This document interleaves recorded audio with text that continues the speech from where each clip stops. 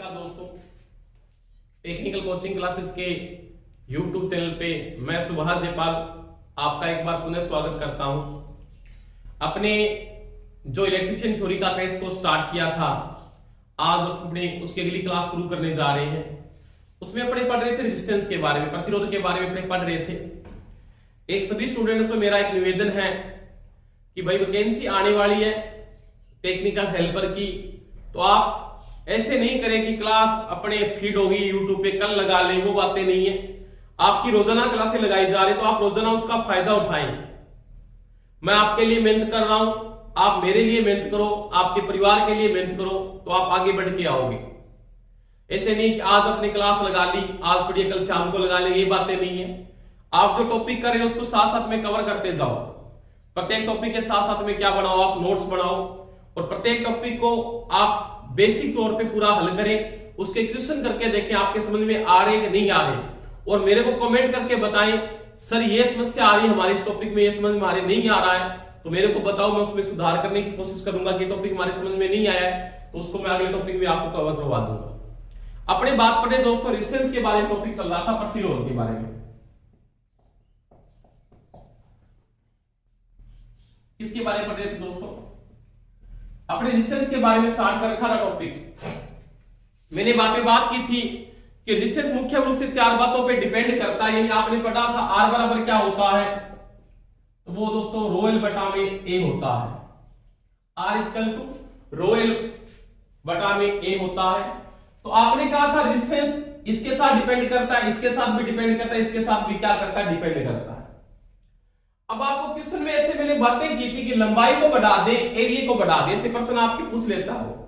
इसमें मैंने आपको पिछली क्लास में प्रश्न करवाए हैं आपको कैसे आपको हल करने, परंतु प्रश्न में वो कैसे पूछ सकता है अगली क्लास में अपनी बात करेंगे। अगला प्रश्न वो कैसे रिपीट कर सकता है, जैसे कि मेरे पास कोई भी एक चालक है, कोई भी एक चालक है, चालक की लंबाई को खींचने पर या सिकुड़ने पर, इस चीज का दोस्तों आप ध्यान रखोगे दोनों बातों को। अगर आपको सीधा बोलता है कि चालक की लंबाई को खींचने पर या सिकुड़ने पर बदलता है, कि मैं किसी चालक को खींचकर लंबाई को दोगुना कर देता हूं तो उसके रेजिस्टेंस पे क्या प्रभाव पड़ेगा, वो बातें आपको ध्यान रखनी पड़ेगी। ऐसे नहीं कि आप रेजिस्टेंस को दुगुना कर दो उस समय। जैसे कि मेरे पास एक चालक है, ये एक कंडक्टर था आपके पास, मान लिया कंडक्टर है मेरे पास, एक चालक है मान लिया ये, इसकी लंबाई को खींचकर, यानी वो कहता है खींचकर दो गुना करते हैं। कितना करते हैं दोस्तों? दो गुना। अब खींचने पर जब लंबाई दो गुना होती है तो दोस्तों रेजिस्टेंस का मान दुगुना नहीं बढ़ता, रेजिस्टेंस कितना बढ़ जाता है? 4 गुना बढ़ जाता है। क्यों? क्योंकि मैं चालक को जब खींचता हूं ना तो ये चालक खींचने पे क्या होगा दोस्तों? पतला भी हो जाता है। इसका मतलब ये जो एरिया है ना, ये वाला यहां से कटेगा, इसका एरिया क्या हो जाएगा दोस्तों? आधा। ऐसे इस प्रकार से आपकी लेंथ दोस्तों क्या होगी? बढ़ेगी। तो ध्यान रखना है कि जब चालक को खींचता है तो खींचने के साथ साथ जिस अनुपात में खींचा जाएगा उसी अनुपात में आपका एरिया उसका उल्टा सही होगा। जैसे मैंने कहा लंबाई को खींचकर क्या कर दिया? दो गुना। आपने दो गुना कर दिया तो आपका एरिया दोस्तों क्या हो गया? उसमें 1/2 गुना हो जाएगा, चाहे ये नहीं दे वो आपको। यानी जब वो खींचकर लंबाई को दुगुना करता है तो उसका एरिया अपने आप क्या हो जाएगा? आधा हो जाएगा। तो आर पे क्या इफेक्ट पड़ेगा? आर बराबर क्या लिखोगे फिर आप? एल बटा में ए लिखोगे, क्योंकि मैंने बोला था रो तो आपका क्या उस समय कांस्टेंट है। लंबाई क्या हुई आपकी? दुगनी। एरिया क्या हुआ? 1/2, तो 2 इंटू 2 बराबर में 4 गुना। रेजिस्टेंस कितना बढ़ जाएगा? 4 गुना आपका रेजिस्टेंस वहां पे क्या होता? बढ़ जाता है।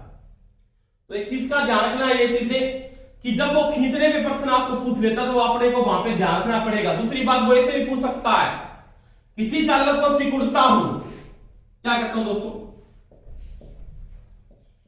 सिकुड़ने पर उसकी लंबाई 1/3 हो जाती है। 1/3, 1/3 3 गुना हो जाती है जैसे, तो उसके रेजिस्टेंस पे क्या प्रभाव पड़ेगा या उसका रेजिस्टेंस कितना गुना हो जाएगा। देखो आपकी लंबाई क्या हो रही है दोस्तों, 1/3 गुना। सिकुड़ने का मतलब चालक को दबाया जा रहा है, जब चालक सिकुड़ता है तो उसका एरिया बढ़ता है, लंबाई क्या होता है दोस्तों, कम हो जाती है। देखो जब लंबाई 1/3 हो जाएगी तो उसका एरिया क्या हो जाएगा दोस्तों, इसका उल्टा 3। ये अपने आप आपको नोट करना पड़ेगा। वही बात आर का प्रभाव क्या होगा, आर बराबर आप क्या लिखोगे, वही L/A, लंबाई क्या हो रही है 1/3, एरिया क्या है 3, रेजिस्टेंस का मान 1/9 गुना हो जाएगा, यानी रेजिस्टेंस 9 गुना कम हो जाएगा। तो ये बातें आपको ध्यान रखनी है कि चालक को खींचता है या चालक को क्या करता है, सिकुड़ता है। कई बार प्रश्न, जैसे तीसरे प्रश्न की अगर बात करूं यहां पे, तो क्वेश्चन आपको जैसे ये पूछ रहा है कि मेरे पास एक चालक है, क्या है दोस्तों, एक कंडक्टर है, उसको एक चालक उसको जब तक खींचा जाता है, जब तक खींचा जाता है कि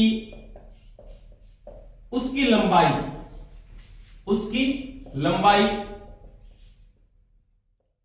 5 गुना हो जाए, 5 गुना हो जाए। जब तक खींचा जाता है कि उसकी लंबाई 5 गुना न हो जाए तो रेजिस्टेंस का मान कितना हो जाएगा, ये रेजिस्टेंस कितना गुना हो जाएगा। अगर मैं पहले बात करूं कि पहले रेजिस्टेंस का मान, आर का मान लिया 10 ओम था, पहले कितना था, पहले दोस्तों वो 10 ओम था, कितना था, 10 ओम था। तो देखो खींच रहा है वो चालक को, तो लंबाई कितनी हो रही है, 5 गुना, कितनी हो रही है, 5 गुना।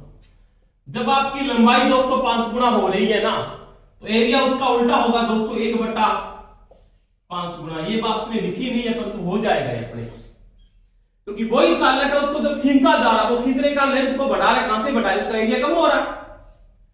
तो वही बात हो गया। अब आपके पास जो आर का मान होगा, एल का मान कितना आपके पास 5, एरिया क्या आपके पास 1/5, यानी 5 × 5 = 25 गुना। अब पहले रेजिस्टेंस का मान क्या था, अब रेजिस्टेंस का मान पहले था 10 ओम, कितना गुना बढ़ा, 25 का रेजिस्टेंस का मान आ गया 250 ओम, यानी जो रेजिस्टेंस का नया प्रतिरोध है वो आपके पास 250 ओम है, 250 ओम। तो ये बातें आपको ध्यान रखनी है कि चालक को खींच रहा है या चालक को सिकुड़ रहा है या सीधा बोल रहा है कि चालक की लंबाई को 5 गुना बढ़ाता हूं। फिर प्रश्न आपका सीधा पूछे, बताएंगे अपने उत्तर में। इसी प्रश्न को जैसे ऐसे पूछ लेता, किसी चालक की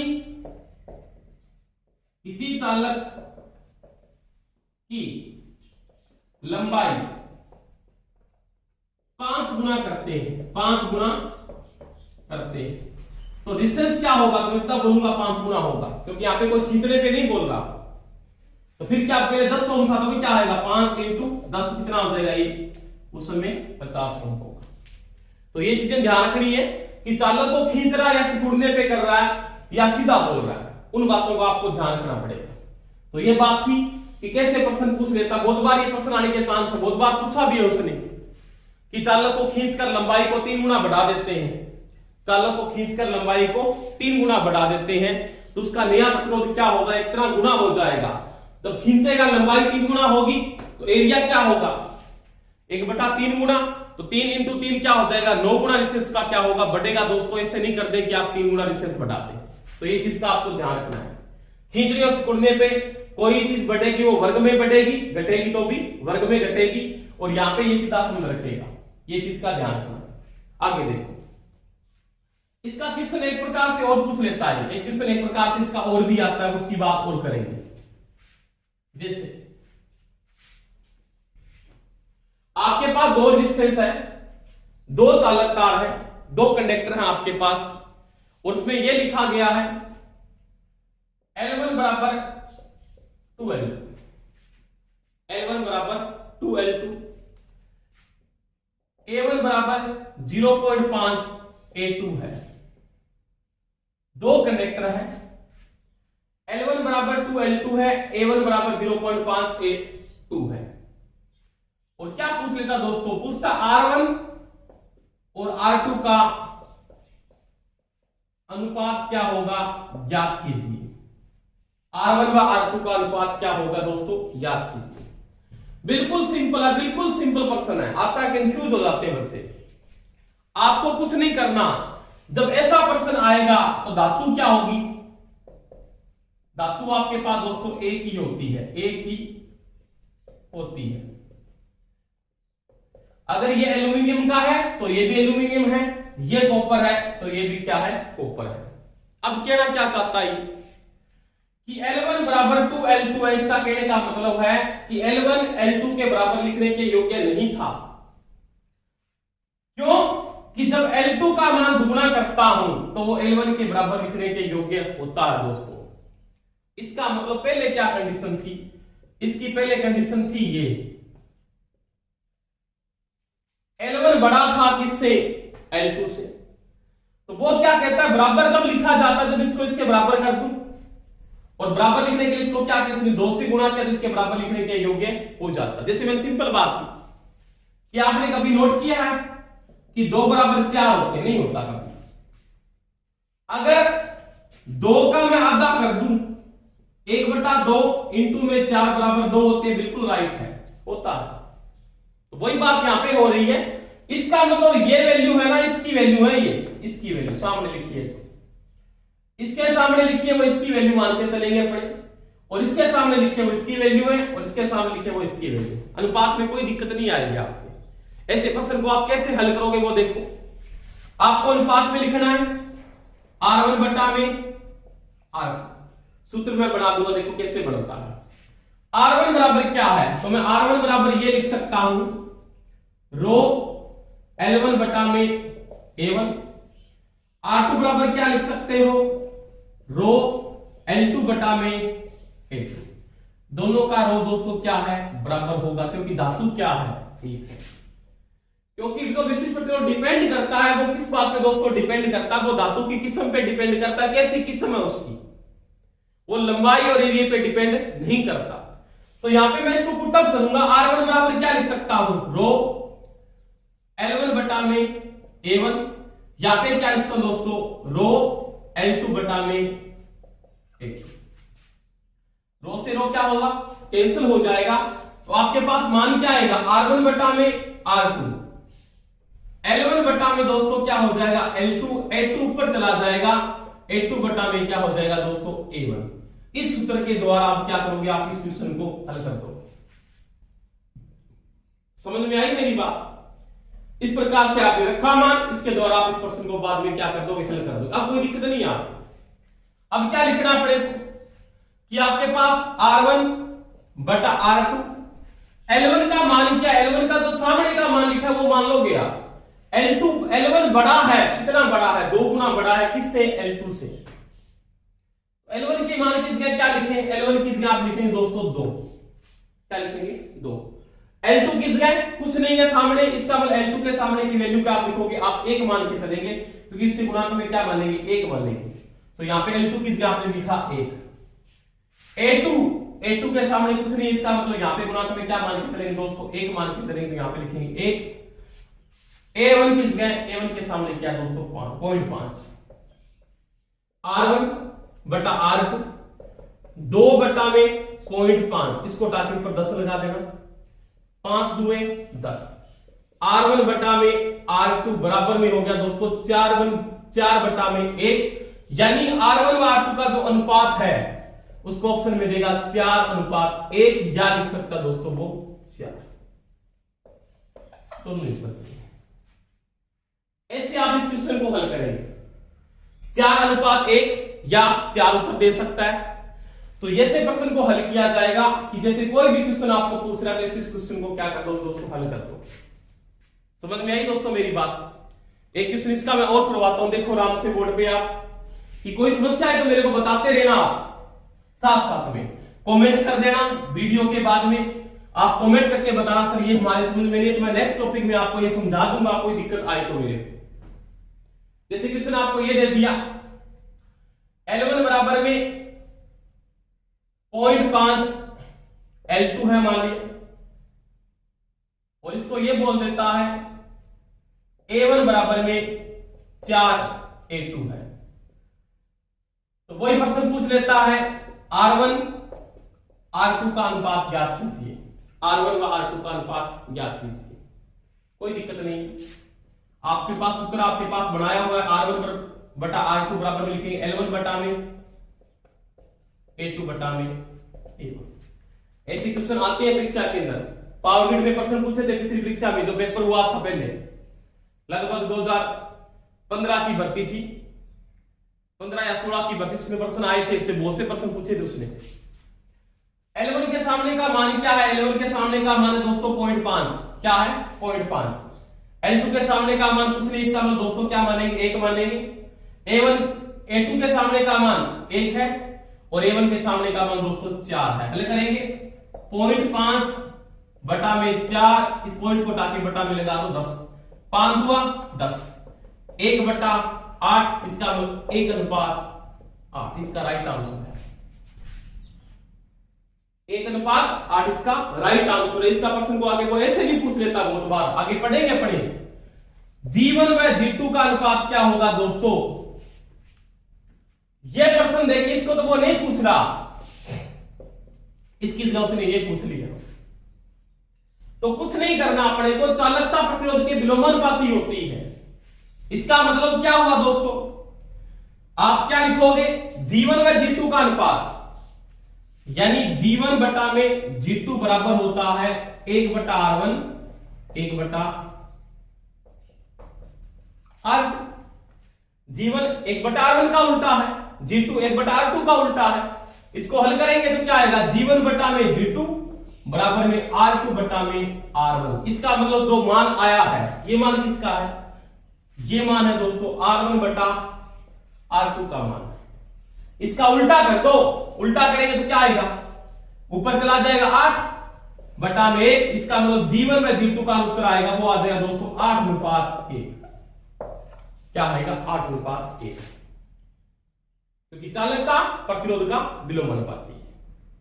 तो ये क्वेश्चन भी पूछ सकता आपसे, ध्यान रखना है ऐसे प्रश्नों का आपको, कि वो रेजिस्टेंस के साथ पूछ रहा है या वो चालकता के साथ पूछ रहा है। तो ये मैंने बात की थी कि अनुपात में वो न्यूमेरिकल रूप से आपको कर सकते, क्योंकि न्यूमेरिकल ज्यादा आने लगे हैं। आपके जो पेपर आगे आएंगे वो टफ पेपर आएंगे, न्यूमेरिकल ज्यादा डालने के चांस कर रहा है। जैसे यूपीपीसीएल का पेपर उठा के देख लेना, अब की बार वाला लगभग आपका 40% उसमें क्या आए थे? न्यूमेरिकल आए थे। तो आपको न्यूमेरिकलों पे विशेष ध्यान रखना है दोस्तों, न्यूमेरिकल आपको करने पड़ेंगे, न्यूमेरिकलों से पीछा नहीं छुड़ाना पड़ेगा आपको, उनको करने पड़ेंगे और मैं करवाऊंगा आपको करवाए जा रहे हैं। आपके कोई समस्या है तो फिर मेरे को कमेंट करके बताओ, सर हमारी ये समझ में नहीं आई बात, फिर मैं आपको समझा दूंगा नेक्स्ट क्लास के अंदर। तो ये बात थी चालकता की। इसका क्वेश्चन एक प्रकार से और भी पूछता है, वो देखो और समझा देता हूं प्रश्न इसका कैसे आता है। मैंने इसके 2 टाइप करवा दिए आपको, इसका एक टाइप और देखो आप। जैसे कई बार ये त्रिज्या और डाया के साथ प्रश्न को पूछ लेता, त्रिज्या और डाया के साथ। जैसे मैंने पहले भी करवाया आपको, L1 बराबर 2L2 है, मान लिया पहली कंडीशन उसने ये दे दी। 2 चालक तांबे के बने हुए हैं, L1 बराबर 2L2 है, और दोस्तों क्या दे दिया? R1 बराबर में 0.5 R2 लिख दिया। अब थोड़ी सी समस्या आ जाती है आपको, क्योंकि उसने एरिया को नहीं लिया और एरिया की जगह किसको यूज कर लिया दोस्तों? त्रिज्या को यूज किया। फिर प्रश्न कैसे हल करोगे वो देखो। मैं कुछ नहीं करना अपने को दोस्तों, अपने को वही लिखना है R1 बटा में R2। अनुपात के प्रश्न में मैंने आपको करवा रखा है L1 बटा में L2 और A2 बटा में A1। कोई समस्या नहीं है, मेरे नहीं तो आपके भी नहीं है ना, होनी भी नहीं चाहिए। तो आप देखो A1 के बराबर क्या लिख सकते हो? पाई R1 की स्क्वायर। A2 की जगह दोस्तों क्या लिख सकते हो? पाई R2 की स्क्वायर। ये त्रिज्या एरिया के बराबर होता है, नॉर्मल बात है, बिल्कुल सही है। तो क्या होगा? R1 बटा में R2, L1 बटा में L2। A2 की जगह आप लिख सकते हो दोस्तों पाई R2 की स्क्वायर। A1 की जगह पाई R1 की स्क्वायर। ये R2 की स्क्वायर हो गया, ये R1 की स्क्वायर होगा। पाई से पाई आपका दोस्तों कट जाएगा यहां पे, क्योंकि पाई का मान दोनों में यूज हो रहा है। तो वही बात R1 बटा में R2, L1 बटा में L2। इसको आप ऐसे लिख सकते हो R2 बटा में R1 की होल स्क्वायर। ये आपका न्यूमेरिकल हल करने के लिए आपकी सीरीज बन चुकी है। अब देखो, अब कोई दिक्कत नहीं है आपके। L1 के सामने मान क्या है 2, L2 के सामने का मान कुछ नहीं, इसका मतलब दोस्तों 1 लेके चलेंगे। इसके गुणांक में क्या है 1 है। अब देखो R1 के सामने नहीं, R2 के सामने, देखो R2 के सामने कुछ नहीं, इसका मतलब क्या मानेंगे दोस्तों 1 मानेंगे। R1 के सामने 0.5, इसका क्या करना दोस्तों स्क्वायर करना।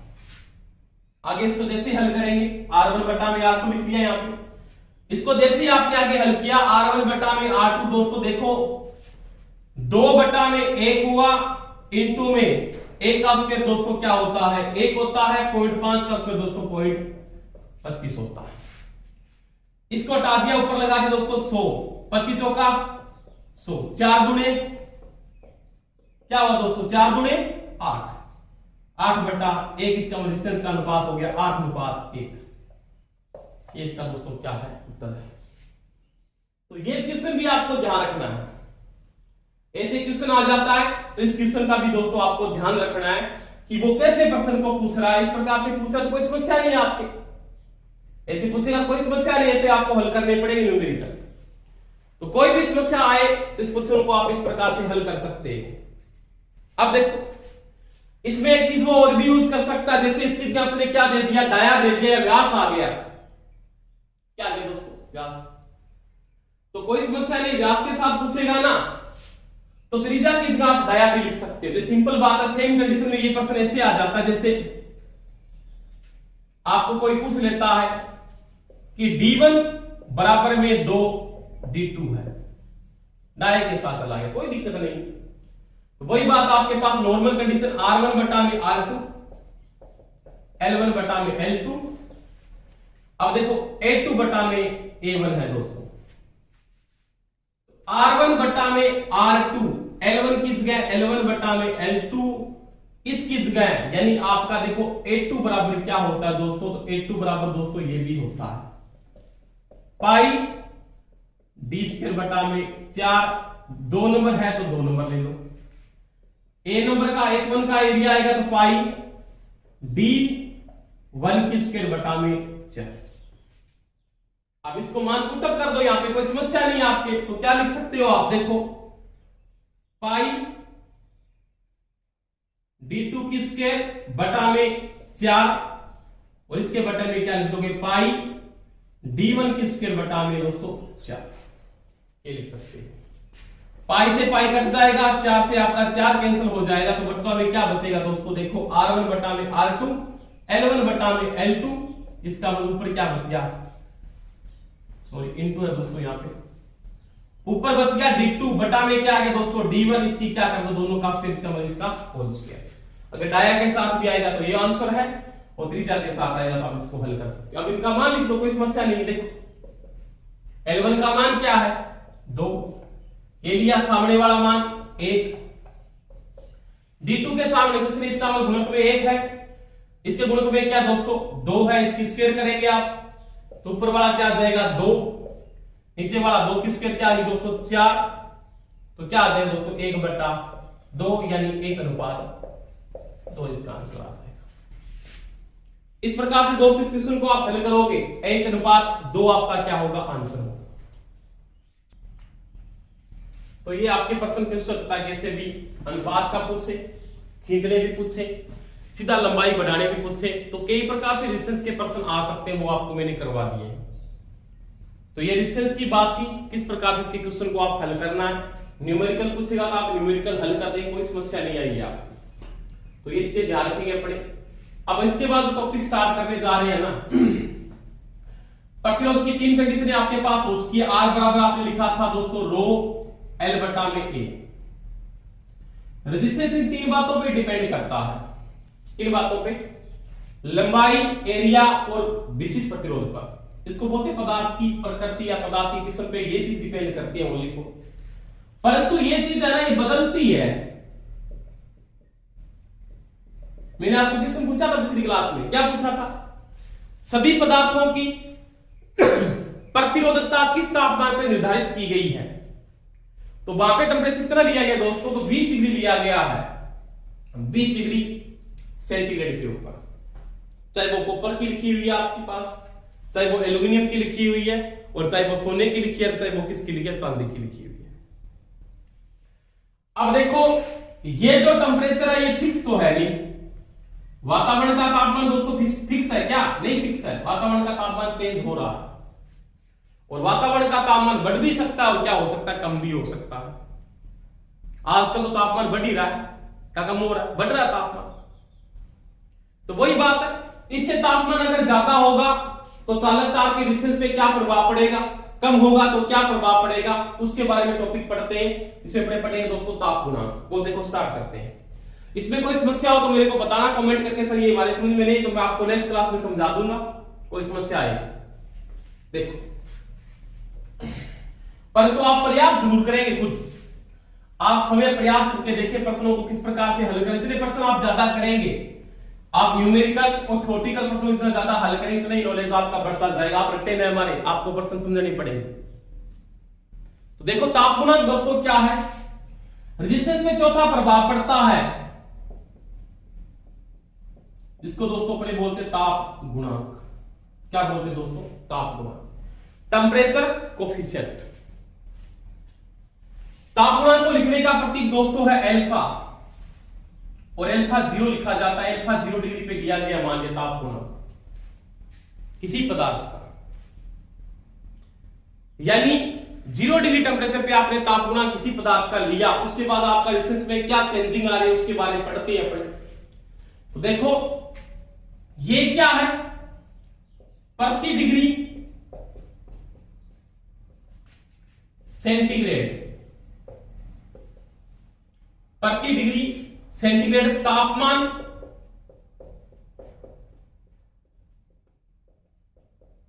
बदलने पर प्रतिरोध पर जो प्रभाव पड़ता है, जो प्रभाव पड़ता है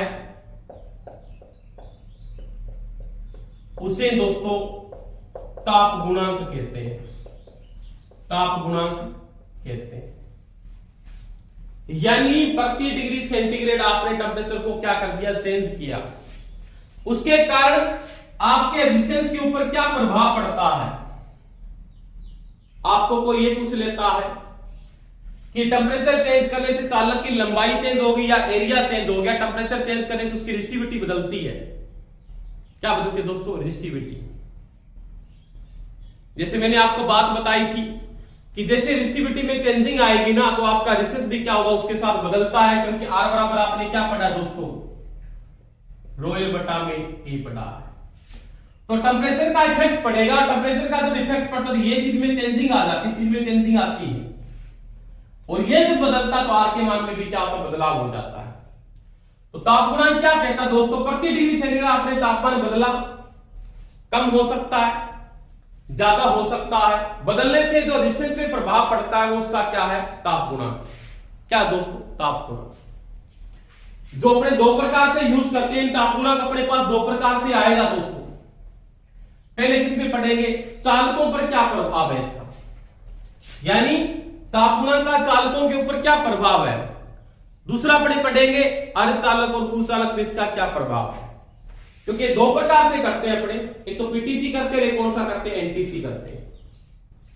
तो ताप गुणांक में मतलब क्या कहता है, ताप गुणांक है क्या कि टेम्परेचर बदलने से रेजिस्टेंस पे क्या प्रभाव पड़ता है, या तो बढ़ जाएगा या क्या हो जाएगा, कम हो जाएगा। तो टेम्परेचर में जैसी चेंजिंग की, जैसे सिंपल बात थी, मेरे पास एक बात है तो वो क्या कहता है कि जैसे मेरे पास ये कोई वैल्यू को लेकर चलता हूं, वैसे आराम से सुनना दोस्तों इस बात को।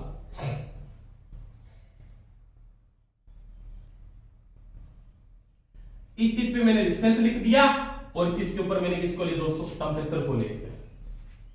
किसको ले लिया, टेम्परेचर। यहां पे आपके पास दोस्तों क्या है, 0 डिग्री टेम्परेचर है। क्या है, 0 डिग्री। यहां पे कोई टेम्परेचर आपका मान लिया T1 है, T2 है, T3 है, T4 है। यहां पे आपका क्या है दोस्तों, R0 है। क्या है, R0। इसका मतलब 0 डिग्री टेम्परेचर पे रेजिस्टेंस का मान 0 नहीं होता, वो इसके साथ वैल्यू लिखते हैं। इसको लिखते हैं R0, R1, R2, आराम से समझना दोस्तों, आराम से समझोगे आप इस बात को। अब ये चीज है ना, ये जो मैं ग्राफ की बात कर रहा हूं, ये चालकों में होता है। किसमें दोस्तों? चालकों, कंडक्टर के अंदर। और कंडक्टर में दोस्तों क्या पाया जाता है? पीटीसी पाया जाता है। उसके बाद में समझा दूंगा बात, पीटीसी क्या है। पॉजिटिव टेम्परेचर कोफिशिएंट यानी धनात्मक ताप गुणांक दो प्रकार के होते हैं, एक तो पीटीसी होता है और एक एलटीसी। और पीटीसी किसमें पाया जाता है? चालकों में।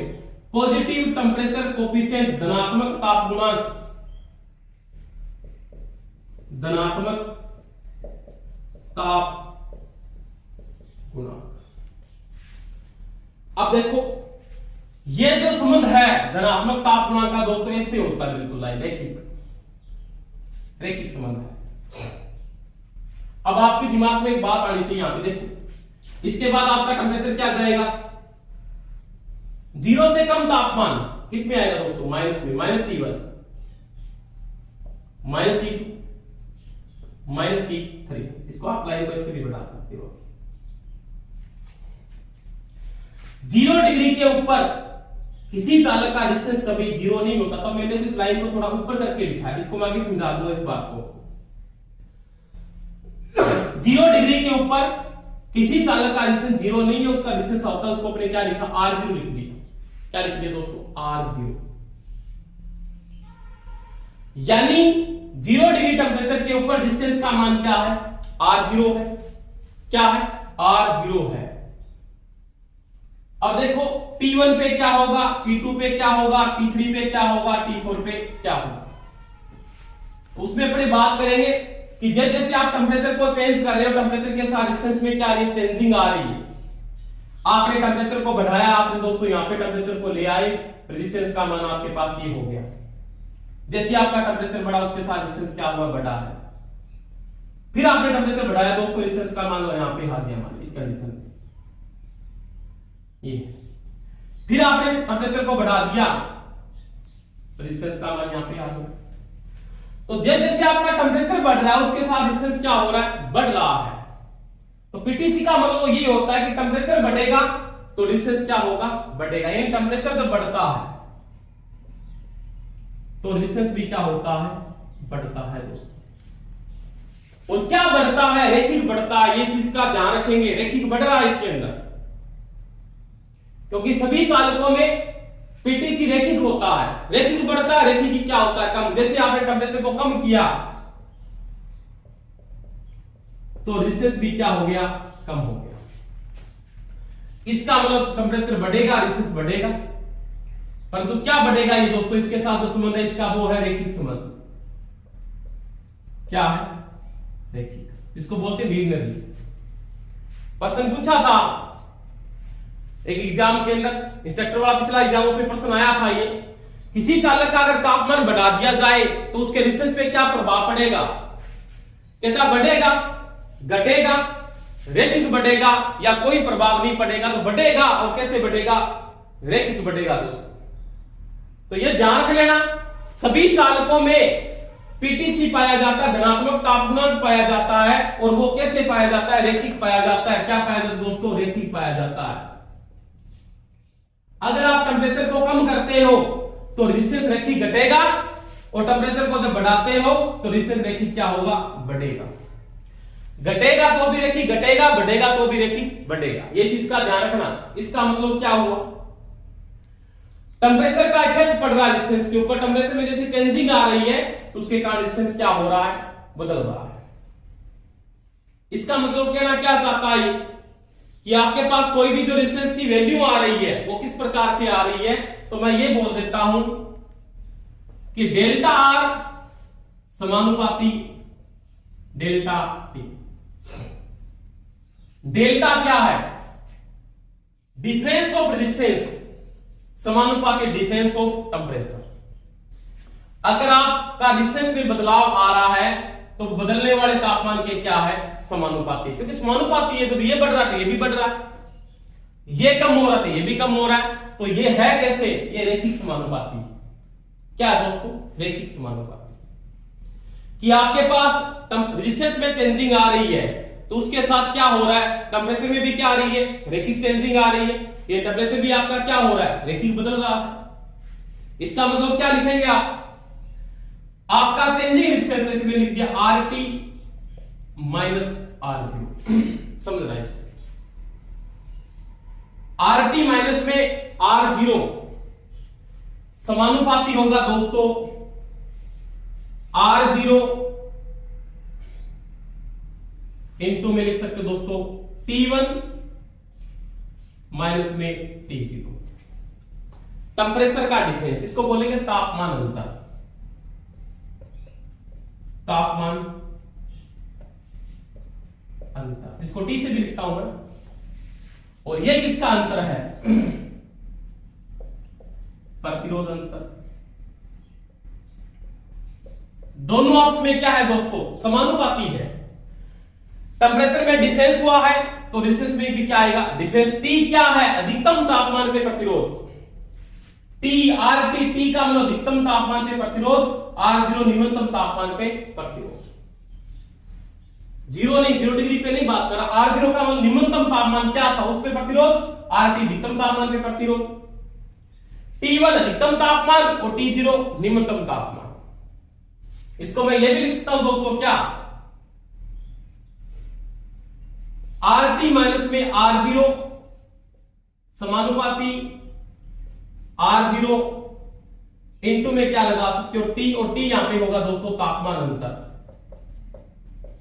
तापमान अंतर, टेम्परेचर नहीं है, टेम्परेचर का डिफरेंस है, तापमान अंतर है। अब समानुपाती का निशान हटाने के लिए आपको कांस्टेंट चीज यूज करनी पड़ेगी। आपने कांस्टेंट चीज को यूज किया और कांस्टेंट वैल्यू मैंने क्या ले ली, यहां पे ताप गुणांक ले लिया। किस डिग्री पे ले लिया, 0 डिग्री पे ताप गुणांक को ले लिया। एक स्थिरांक उपयोग किया आपने समानुपाती को हटाने के लिए, और वो क्या यूज किया, अल्फा 0, ताप गुणांक। ये क्या है दोस्तों, एक सिद्धांत है जो समानुपाती का निशान हटाने के लिए अपने यूज करेंगे। क्योंकि इस चीज से आप थ्योरेटिकल प्रश्न को हल कर सकते। जैसे कैसे प्रश्न आया, टेम्परेचर को बढ़ा दिया, रेजिस्टेंस बढ़ेगा, समानुपाती बढ़ेगा और रैखिक समानुपाती बढ़ेगा। टेम्परेचर को कम कर दिया, रेजिस्टेंस क्या होगा, रैखिक कम हो जाएगा। आगे इसको हल करो, क्या लिख दोगे आप, तो आगे इसको ऐसे लिखा जाएगा, RT माइनस में R0 बराबर में R0 इंटू में क्या लगा दो, समानुपाती का निशान लगाने के लिए आपने अल्फा को यूज कर लिया, अल्फा 0 इंटू में R0 इंटू में क्या हो गया दोस्तों T। RT माइनस R0 बराबर में अल्फा 0 R0 इंटू में T, इसके ये बराबर है। अब इसको आप आगे हल कर सकते हैं। जैसे RT बराबर क्या लिख सकता हूं, तो देखो R0 जो प्लस का इधर आके किसका हो जाएगा, माइनस का, यानी अल्फा R0 इंटू में T, माइनस का इधर आके किसका हो गया, प्लस का इंटू में हो गया R0। तो RT बराबर क्या हो गया, दोनों में कॉमन आ रही है चीज, क्या कॉमन आ रहा है, R0 कॉमन आ रहा है, R0 कॉमन आ रहा है। तो यहां पे क्या बचा, अल्फा 0 T, यहां पे क्या बचा, एक से कटे इसका मतलब बचा 1। RT बराबर R0 अल्फा 0 T प्लस में क्या हो गया 1। इसको आप ऐसे भी लिख सकते हो, कैसे, RT बराबर में R0 1 प्लस अल्फा 0 T। एक क्वेश्चन आप बहुत बार आप सूत्र में नोट करते हैं, इस तरह आपने रट रखा है, इसका रट्टा मार रखा आपने। RT क्या है, अधिकतम तापमान पे प्रतिरोध। R0 क्या है दोस्तों, निम्नतम तापमान पे प्रतिरोध। अल्फा 0 क्या है, 0 डिग्री सेंटीग्रेड पर ताप गुणांक। T क्या है, तापमान अंतर। ये कहां से आया, इस चीज को हल करने के बाद इसकी ये वैल्यू आती है। समझ में आई मेरी दोस्तों बात। इसके बाद आप इसको हल भी कर सकते हो, आगे भी ऐसे लिख सकते हो ना, यहां पे इसको ऐसे भी कर सकते हो ना, कि अगर ये RT बराबर है तो अल्फा बराबर क्या होगा, तो देखो RT ये इसके सारा का सारा गुणा में, गुणा वाला किसमें आते हैं, इसके भाग में, बटा में R0 बराबर में क्या बचा दोस्तों 1 प्लस अल्फा 0 T। आपको अल्फा निकालना है, इसको हल किया मैंने उसके बराबर। आगे इसको हल करेंगे, एक इधर की इसका हो जाएगा माइनस का RT बटा में R0 माइनस प्लस वाला इधर की इसका हो जाएगा माइनस 1 बराबर में क्या हो जाएगा अल्फा 0 T। इसका तुम ले लो R0 RT माइनस में R0 गुणा वाला भाग में इंटू में T बराबर में क्या हो गया दोस्तों अल्फा 0। तो अल्फा बराबर क्या होता है, ये कंडीशन होती है दोस्तों। Alpha equal to RT minus R0 बटा में R0 इंटू में क्या होता है T होता है। तो अल्फा बराबर पूछेगा तो ये बता देंगे अपने। अब यहां पे नोट करो एक बात, ये क्या है, ये पीटीसी है, धनात्मक ताप गुणांक, क्योंकि ताप गुणांक दो प्रकार के पाए जाते हैं। मैंने बात की थी इससे पहले कि प्रति डिग्री सेंटीग्रेड तापमान बदलने पर जो प्रतिरोध पे प्रभाव पड़ता है उसको ताप गुणांक कहते हैं दोस्तों। ताप गुणांक दो प्रकार के होते हैं, एक तो चालकों में पाया जाता है और चालकों में कौन सा पाया जाता है दोस्तों, पीटीसी पाया जाता है। एक अर्धचालक और कुचालक में पाया जाता है, उसको बोलते हैं एनटीसी। अब मैंने पीटीसी की बात की है, किसकी बात की है, पीटीसी की। एनटीसी की बात इसके बाद भी बात करेंगे। पीटीसी क्या है, धनात्मक ताप गुणांक, धनात्मक ताप गुणांक। प्रति डिग्री सेंटीग्रेड तापमान बढ़ाने पर, प्रति डिग्री सेंटीग्रेड तापमान बढ़ाने पर प्रतिरोध का मान क्या होता है दोस्तों, बढ़ता है। और कैसे बढ़ता है, रैखिक बढ़ता है। और प्रति डिग्री सेंटीग्रेड तापमान कम करने पर प्रतिरोध का मान दोस्तों क्या होता है, कम होता है। तो उसको बोलते हैं धनात्मक ताप गुणांक। ये दोनों अक्ष में क्या है, समानुपाती है। डिफरेंस ऑफ डेल्टा का मतलब अंतर है, difference of resistance, difference of temperature, दोनों अक्ष में क्या है, समानुपाती। डेल्टा आर क्या है, अधिकतम तापमान, सॉरी अधिकतम रेजिस्टेंस और न्यूनतम रेजिस्टेंस का अंतर, और दोनों के टेंपरेचर का अंतर, दोनों के क्या है, समानुपाती। बाद में मैंने समानुपाती का निशान हटाने के लिए कांस्टेंट चीज को यूज किया। कांस्टेंट का मतलब स्थिरांक को उपयोग किया गया है, जो क्या है अल्फा, और अल्फा 0 डिग्री पे क्या आपका स्थिर है, उसका मान मैंने यहां पे नोट किया। तो इसको हल करने के बाद मेरे पास ये कंडीशन आती है। अब आरटी क्या है, अधिकतम तापमान पे प्रतिरोध, R0 क्या है, न्यूनतम तापमान पे प्रतिरोध, अल्फा क्या है 0 डिग्री सेंटीग्रेड पर ताप गुणांक, और T क्या है तापमान अंतर या तापांतर, क्या है तापांतर। अब देखो, आपको कोई ये पूछ लेता है कि ताप गुणांक को लिखने का प्रतीक क्या है, अल्फा। 0 डिग्री पे लेंगे तो अल्फा 0। समझ में आ गई मेरी बात। अब वो ये कहता है इसका मात्रक क्या होता है, उसकी बात करते हैं। मात्रक क्या होता है, मात्रक आप यहां से नोट करेंगे। ये भी प्रतिरोध है, ये भी प्रतिरोध है। प्रतिरोध का अंतर किसमें आता है दोस्तों, वो आता है ओम के अंदर। किसमें आता है, ओम में। रेजिस्टेंस का डिफरेंस ओम में आएगा, बटा में क्या है दोस्तों, देखो ओम है। R0 क्या है, न्यूनतम तापमान पे रेजिस्टेंस ओम में आएगा, और तापमान अंतर, टेंपरेचर का डिफरेंस T क्या है, T1 माइनस में T0, अधिकतम तापमान माइनस में न्यूनतम तापमान। तो ये किसमें आएगा, डिग्री सेंटीग्रेड बराबर में क्या होगा, अल्फा 0। तो इसका जो मात्रक होता है वो ये ऑप्शन सही है। ये दिया है तो बिल्कुल राइट ऑप्शन है। ओम बटे ओम इंटू में डिग्री सेंटीग्रेड, सही है बिल्कुल। इसको वो ऐसे भी लिखेगा, ओम से आपका क्या होगा, ओम दोस्तों कैंसिल हो जाएगा, तो ऊपर क्या बचा, कुछ नहीं। इसका मतलब प्रति डिग्री सेंटीग्रेड, प्रति डिग्री सेंटीग्रेड। देखो ताप गुणांक का मात्रक क्या है, प्रति डिग्री सेंटीग्रेड होता है। क्या होता है, प्रति डिग्री सेंटीग्रेड, यानी ताप गुणांक का मात्रक, तो वो दोस्तों प्रति डिग्री सेंटीग्रेड, प्रति डिग्री सेंटीग्रेड। या ऑप्शन में वो आपको ये भी दे सकता है, ओम बटा ओम गुणा डिग्री सेंटीग्रेड। दोनों सही है, ये भी राइट है और ये भी क्या है, एक्चुअल बिल्कुल राइट ऑप्शन है आपका। तो ये दोस्तों ध्यान रखना है, प्रति डिग्री सेंटीग्रेड कहां से आया, वो यहां से आया, इससे आपने इसको हल किया।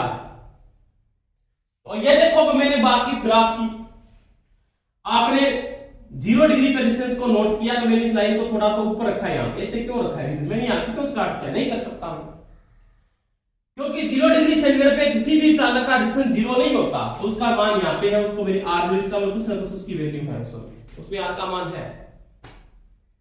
टेंपरेचर आप बढ़ाओगे, आपने बढ़ाया, रेजिस्टेंस बढ़ा, कैसे बढ़ रहा है, बिल्कुल रैखिक बढ़ रहा है। टेम्परेचर आपने फिर बढ़ाया, रेजिस्टेंस आपका और बढ़ा। कैसे बढ़ रहा है दोस्तों? रैखिक बढ़ रहा है। टेम्परेचर आपने और बढ़ाया, रेजिस्टेंस दोस्तों आपका बढ़ रहा है। कैसे बढ़ रहा है? रैखिक बढ़ रहा है। टेम्परेचर कम करोगे, रेजिस्टेंस घटेगा, रैखिक घटेगा। प्रश्न ऐसे पूछेगा वो, चालकों में कौन सा तापमान गुणांक पाया जाता है? धनात्मक। कैसे जी? रैखिक पाया जाता है। यानी रैखिक तापमान का इसके अंदर संबंध है। वो टेम्परेचर बढ़ाने पे रेजिस्टेंस का मान रैखिक बढ़ता है, टेम्परेचर कम करने पर रेजिस्टेंस का मान रैखिक कम हो जाता है। अगर आप बात करो इसके बाद की, अगर टेम्परेचर को मैं माइनस में लेके चला जाता हूं ऐसे, तो एक काल्पनिक बात है। क्या है? काल्पनिक। काल्पनिक जीवन के अंदर यह कहता है कि जब टेम्परेचर आपका माइनस में चला जाता है, टेम्परेचर आपका माइनस में चला जाता है, तो उसमें एक ऐसी कंडीशन आएगी जहां पे जाके रेजिस्टेंस का मान क्या हो जाता है दोस्तों? जीरो हो जाता है। आर का मान जीरो। और जब एक चालक का रेजिस्टेंस शून्य होता है उसको क्या बोलते हैं दोस्तों? सुपर कंडक्टर कहते हैं। क्या कहते हैं? Super conductor. या उसको क्या बोलते हैं दोस्तों? आदर्श चालक कहते हैं। क्या कहते हैं? आदर्श चालक, या इंग्लिश में बोलते हैं सुपर कंडक्टर का जो रेजिस्टेंस होता है दोस्तों R जीरो होता है, और उसकी चालकता क्या होती है दोस्तों? अनंत। अनंत का मतलब इंफिनिटी। परंतु एक काल्पनिक बात है, ऐसा नहीं हो सकता।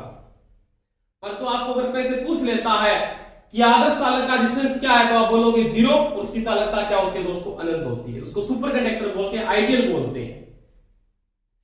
जब आप टेम्परेचर में ऐसे लेके चलते हो तो ग्राफ, एक्चुअली ग्राफ इसका जो हो जाता है सही रोकती, वो एक्चुअली ग्राफ इसका ऐसे हो जाता है, बाद में फ्लैट हो जाता है। तो काल्पनिक में देखें तो ये होता है, एक्चुअली ग्राफ इसका ये होता है। तो एक्चुअली ग्राफ यहां से फ्लैट हो जाता है। उसके बाद काल्पनिक बात है, टेम्परेचर माइनस में जाएगा तो रेजिस्टेंस का मान क्या होता है? जीरो हो जाता है। तो ये काल्पनिक बात है। एक बार प्रश्न आता है ऐसे, मरकरी का नाम सुना दोस्तों? मरकरी, पारा, रासायनिक समीकरण में Hg से लिखा जाता मरकरी को। मरकरी क्या है दोस्तों? मरकरी एक धातु है और एक चालक है। धात्विक चालक है मरकरी, जो एक द्रव के रूप में पाया जाता है। बहुत बार प्रश्न आता है, ऐसी कौन सी धातु है जो द्रव के रूप में पाई जाती है? मरकरी। और एक बार डीएमआरसी में प्रश्न आया था कि मरकरी किस तापमान के ऊपर सुपर कंडक्टर होता है? तो -273 डिग्री सेंटीग्रेड के ऊपर यह सुपर कंडक्टर होता है, आदर्श चालक होता है मरकरी। -273 डिग्री पर मरकरी एक सुपर कंडक्टर या एक आदर्श चालक होता है, आइडियल कंडक्टर जिसको बोलते हैं। तो ये बात थी, ये किसकी बात की? पीटीसी की। सभी चालकों के अंदर धनात्मक ताप गुणांक पाया जाता है दोस्तों, सभी चालकों में, सभी कंडक्टरों में। और कंडक्टर को निम्नी क्या बोलते हैं दोस्तों? चालक को कहा जाता है निम्नी संवाहक कहती है। निम्नी की बुक में कई बार नाम आते हैं, ऐसे नाम आते हैं जो सुने नहीं आपने, वो संवाहक कहती है कंडक्टर को। संवाहक, चालक, संवाहकता, चालकता, कंडक्टर, चालक, कंडक्टेंस, चालकता। तो वही बात है, ये मैंने किसकी बात की? पीटीसी की बात की थी, धनात्मक ताप गुणांक की, कि जब टेम्परेचर बढ़ेगा तो रेजिस्टेंस बढ़ेगा, रैखिक बढ़ेगा, बढ़ेगा नहीं रैखिक बढ़ेगा। टेम्परेचर कम होगा चालकों का तो रेजिस्टेंस घटेगा। कैसे घटेगा? रैखिक घटेगा। ये ध्यान रखना बातें। तो चालकों में क्या है? पीटीसी या धनात्मक ताप गुणांक दोस्तों पाया जाता है, जिसकी मैंने बात की है पूरी। ये आपके समझ में आएगा, जिसे मैंने बात की थी कैसे आप इस क्वेश्चन को हल करेंगे। न्यूमेरिकल भी आप इसमें करवा दूंगा आपको। ताप गुणांक का मात्रक कहां से निकल के आता है? वो यहां से निकल के आता है दोस्तों। तो ये बात थी पीटीसी की। इसके बाद अगला टॉपिक पढ़ेंगे अपने एनटीसी। धन्यवाद सभी का। क्लास आपको अच्छी लगी है तो आप सभी लाइक और शेयर जरूर करें, इसको सभी स्टूडेंटों को इसका फायदा मिले, प्रत्येक के पास क्लास पहुंचे। और सभी चैनल को क्या करें? सब्सक्राइब करें। धन्यवाद।